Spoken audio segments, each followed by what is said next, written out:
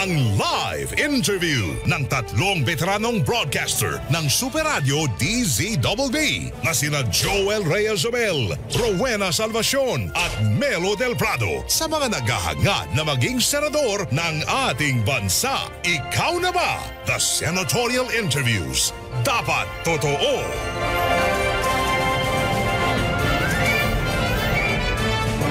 Magandang umaga Luzon, magandang umaga Visayas, magandang umaga Mindanao. Ako po si Joel Reyes-Zobel. Mga kapuso, tumutok at maging saksi sa ating pagkilati sa mga naghahangad maging senador ng Pilipinas. Ako po si Rowena Salvacion.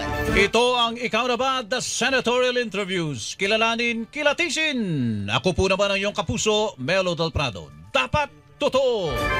Ang ating kikilalanin, kikilatisin ngayong araw na ito mga kapuso ay si Benjamin Benhar de Castro Abalos Jr. Kilala sa pangalang Benhar Abalos, 62 years old. Taga Mandaluyong po ito.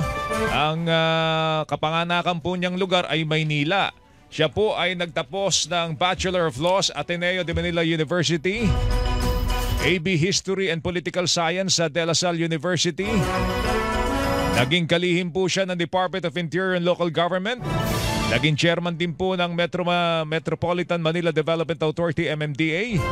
Kung ilang taon din pong nagsilbing alkalde ng lungsod po ng Mandaluyong.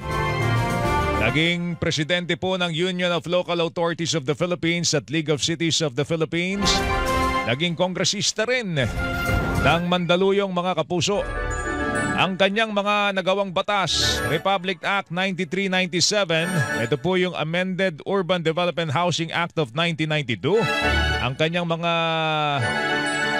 advokasya mga kapuso, ang pagre-recruit ng mga dating Moro Islamic Liberation Front at MNLF o Moro National Liberation Front rebels para maging pulis ng Pilipinas mga kapuso. Yung BIDA program, siya rin po nagpasimuno po niyan.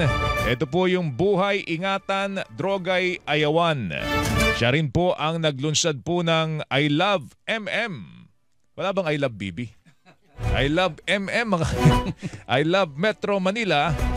Advokasya po yan para po maingganyo yung mga residente matapos pong magkaroon po ng COVID-19 pandemic mga kapuso.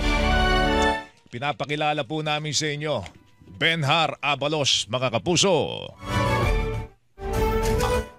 Ikaw na ba? Secretary, good morning. Good morning, sir. Magandang umaga po sa lahat po na nanonood. Of course, kay Joel, kay Wen, kay Melo. Magandang umaga po sa inyong lahat. Salamat po sa inyong pagtanggap sa aming imbitasyon.